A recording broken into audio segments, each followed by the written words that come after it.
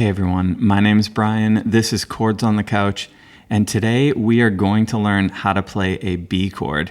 More specifically, a B major chord. This thing has been wreaking havoc on guitar players all over the world for a long time, and we're going to get it solved today. I've got 17 options so you can find the right B chord for you. Let's get right into it. When I first learned the B chord, this is the exact one that I learned. I'm around the 2nd fret here, and I'm going to put my pointer finger on the 5th string, the A string. Okay, and then I'm going to grab a note above that. So I'm going to move to the D string, 4th fret, and because I'm a beginner guitar player at that time, I'm going to use my pinky finger because it's the easiest possible stretch. It's the widest distance between two fingers. So I hold them both down and I play the chord like that. Now, let me show you how it actually sounded when I played it. It sounded like that, which is some kind of soap opera chord. What we have to do is we definitely have to learn muting.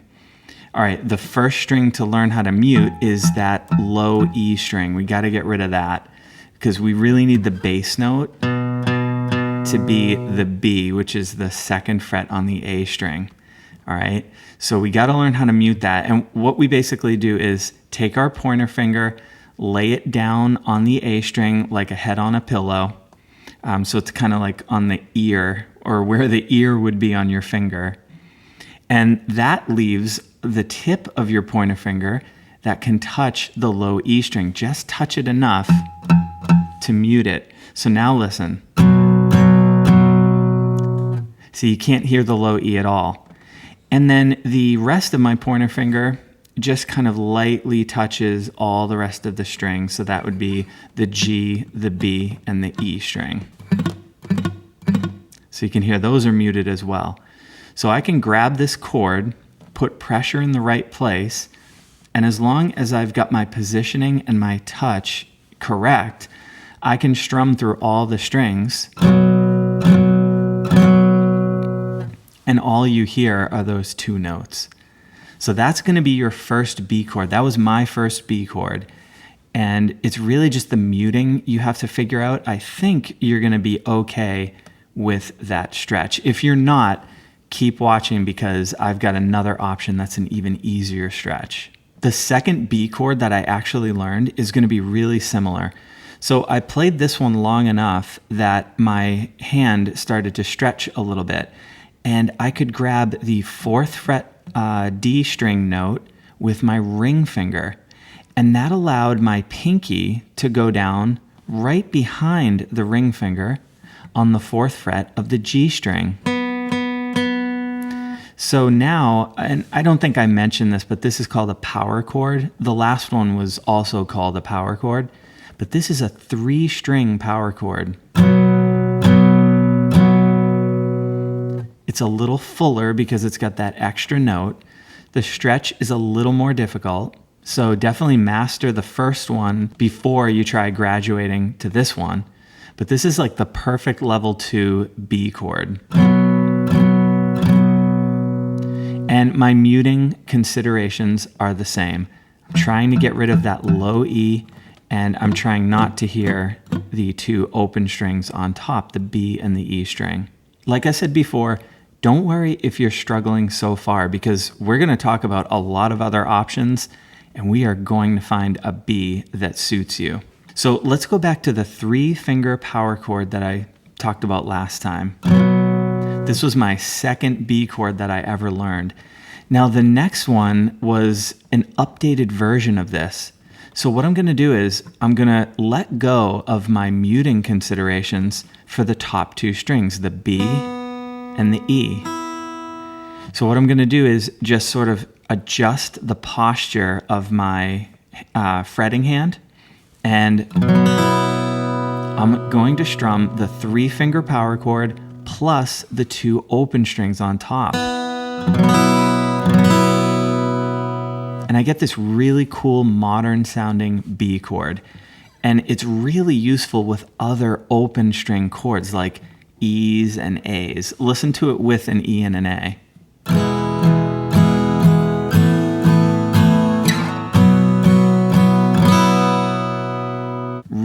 useful. You could use it for a song like Free Fallin' by Tom Petty.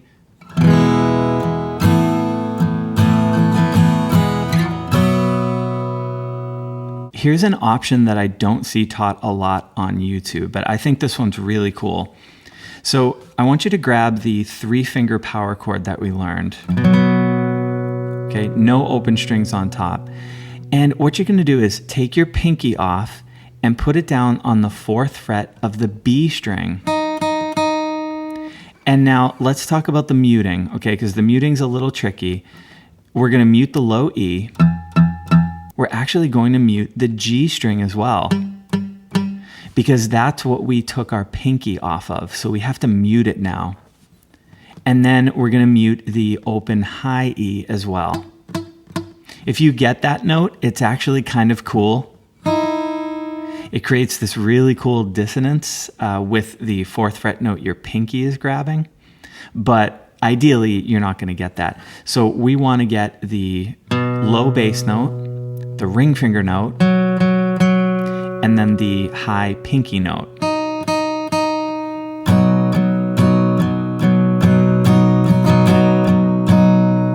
This gives us the essential notes of a B major chord, and it sounds really open and clean. And the great thing about this position is that it's movable. You can slide this anywhere on the neck, and it will give you a beautiful sounding major chord.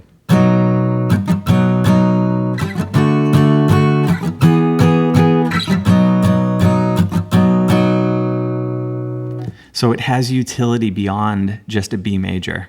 The next B chord that I learned, I call the smush, and I don't get along with this version of a B chord. I'll just be totally honest. I feel like there's a little bit of a genetic component to this one, and it requires your ring finger to be really bendy. So it's gonna look like this. Just like the first couple of Bs, we're gonna grab the 2nd fret of the A string.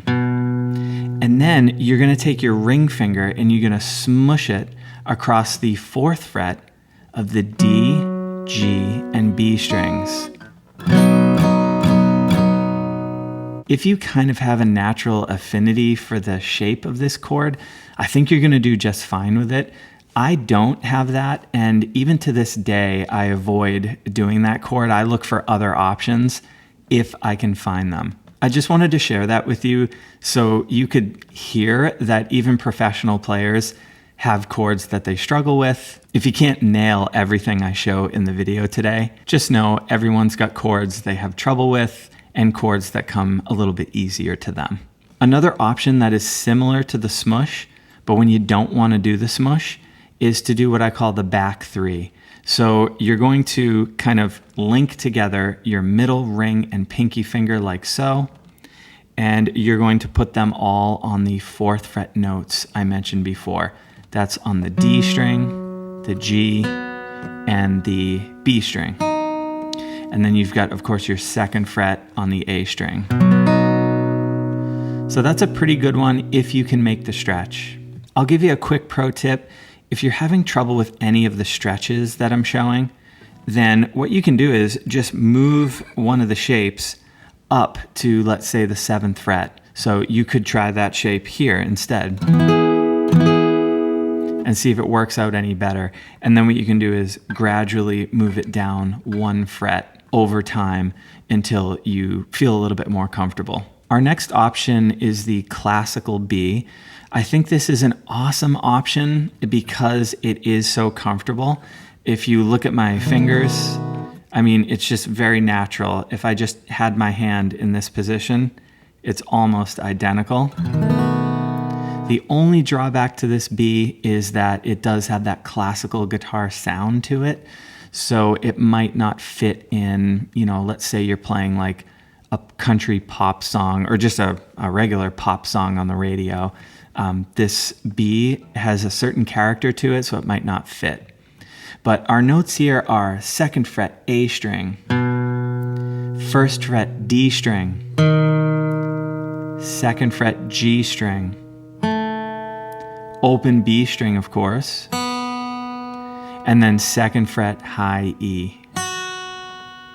And notice that the low E string is not part of this chord, Personally, I use my thumb, and I'm not forcing it at all. This is a very natural hand grip. You can see my hand's not really changing shape that much if I take it off the guitar. So I just let the fat of my thumb just touch that low E, and it goes away, and then I can strum at will. But if I play this chord in context, like if we're playing Free Fallin', you'll hear that it just doesn't have the right character for that song. So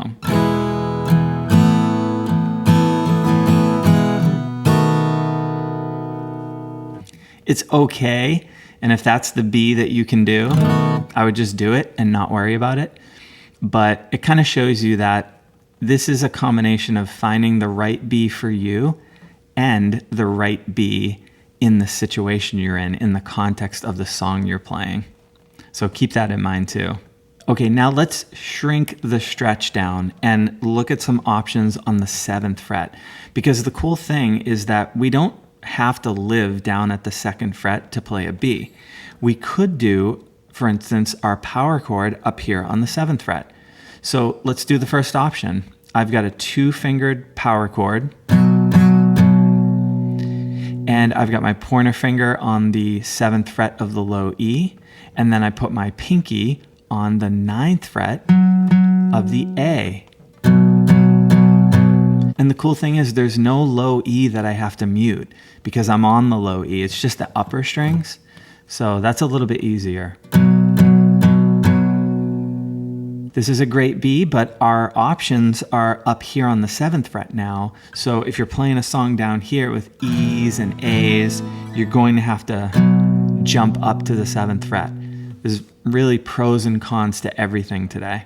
Let's move on to a B chord with 3 fingers. So we looked at this on the 2nd fret, and you can do the same thing here. So I've just added my pinky on the 9th fret D string right behind my ring finger, and that's going to give you a little bit of a fuller sound.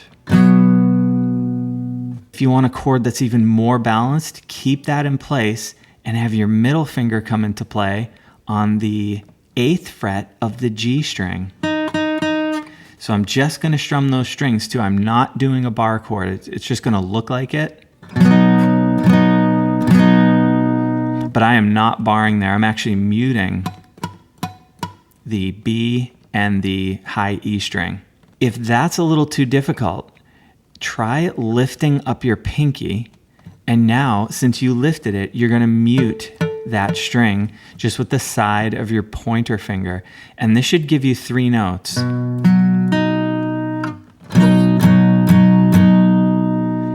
That's a really cool chord, and it's the exact same as another option we did. If you remember, we had our pinky on the 4th fret of the B string here. And we got a full chord just with 3 notes. This is the exact same thing. Another one to recall down here is when we did a 3-fingered power chord, and we utilized the open B and high E strings. And you can do the same thing here. So let's grab our 3-fingered power chord. Let's take our middle finger and add the 8th fret note. And let's have the high B and E strings open. This is really modern sounding, and it's used in songs by Alice in Chains. I think it was No Excuses.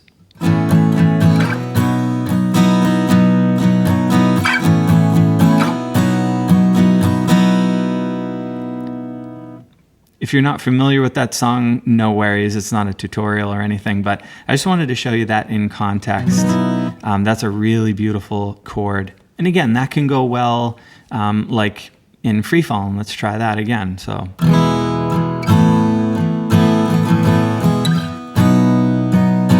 Now we've been avoiding this the whole video, but let's go ahead and just throw in a bar chord since it is an option.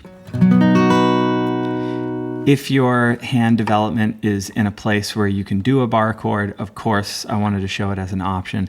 And that would be done right here on the 7th fret, which we've been centering around. Okay, the next two options, again, don't see these taught a lot on YouTube, so let's take a look at these. I'm gonna go ahead and do a smush, and I'm going to use my pointer finger only. It's gonna be on the 4th fret of the D, the G, and the B strings.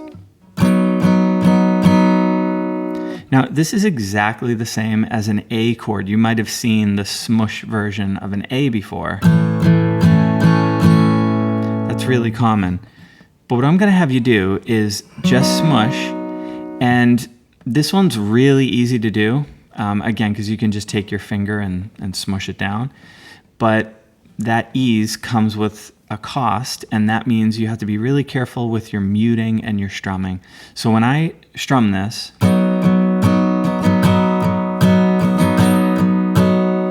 I'm trying to be really careful not to get any other strings, and I'm kind of using the meat of my middle finger to touch the A string and the low E, just to make sure I don't get those ringing, because they're going to change the chord quite a bit. This doesn't really have a bass note, so it's a little bit thin. I'd say this is probably used best if you're in a band context or if you're just playing by yourself at home, because you've got the other instruments there to fill in the other notes. But it still can work. I mean, let's just try it in free falling and just see how it sounds.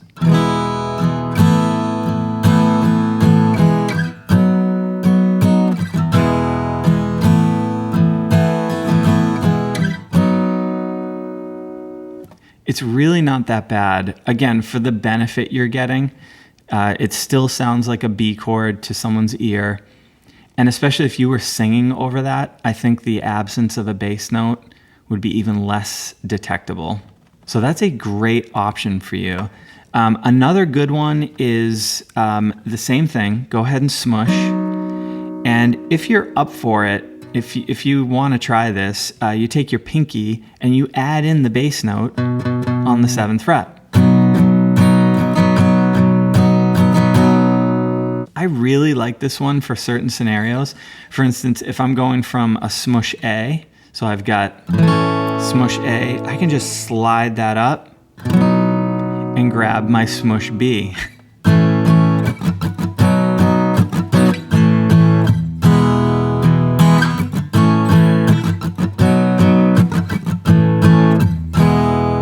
In a scenario like that, that chord can work really well. So I wanted to show it to you, but it is a little bit more advanced. There's one more option I want to show you, and then I'm going to get into some cheats. This is my personal favorite B chord to do. And it's going to look a lot like an F chord. If you've done an F chord before, like this, it's an F major chord. It's going to keep that same shape. You're just doing it down here near the 7th fret. And you're going to come up over the guitar and you're going to grab the 7th fret with your thumb.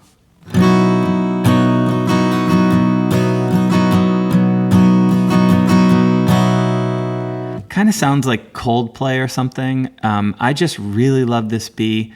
I find it to be really useful.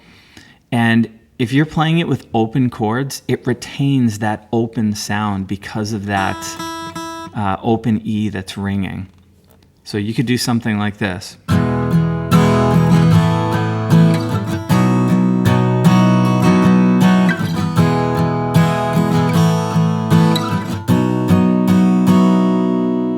It's a really good option. And again, another hyper modern sounding B major chord. Okay, so some of those were easy. Some of them were kind of medium difficulty. Some of them were maybe a little bit more advanced or late intermediate.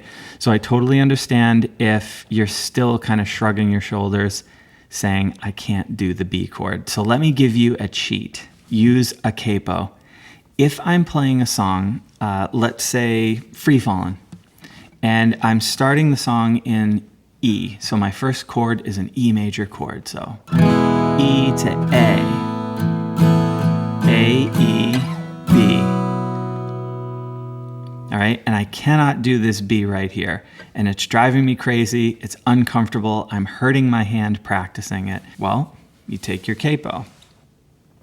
You put it down on the 2nd fret. Let's just do a D chord. This D chord is now an E. What I'm gonna do is a little bit of exploration and see if I can find the chords to free fall in. So I obviously know them, but you might have to explore a little bit more.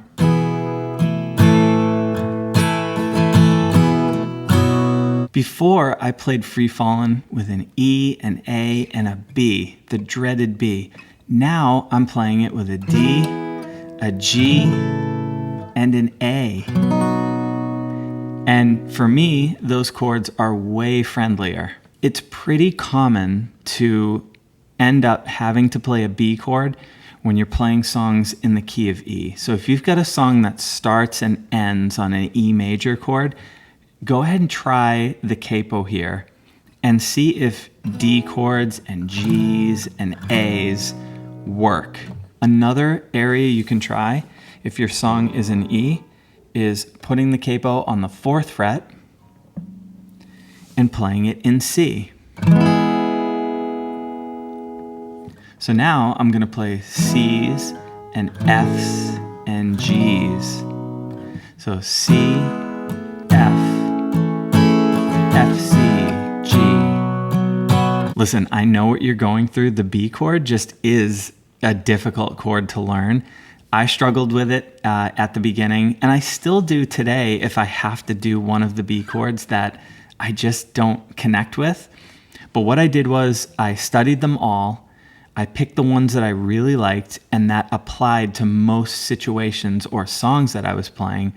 I got really good at those ones, and now they feel like any other chord. My advice is learn a couple of Bs around the 2nd fret that you can do. And if you have to, just go with the 4th fret smush. That's okay. You also want to become familiar and capable with a couple of Bs around the 7th fret, even if it's just the power chords. And the reason you want to know B chords in both those areas is because, I don't know what songs you're going to be learning out there, so you just want to be ready wherever you are on the fretboard. And the final thing is definitely get to know where to put the capo. I give you a couple of really common options. Like I said, I think you're going to run into the B chord a lot when you're in the key of E major. And those two capoed options and playing in D and C, I think are going to work really well for you. Speaking of familiar, my final piece of advice is make the B chord really familiar. Every time you pick up the guitar, play those B chords that you've been working on. Make that chord familiar. Just imagine if you play a B chord every day or every other day for the next 6 months. You will gain the dexterity. You'll demystify it. It'll become your friend rather than your foe. Good luck, and I'll see you in the next lesson.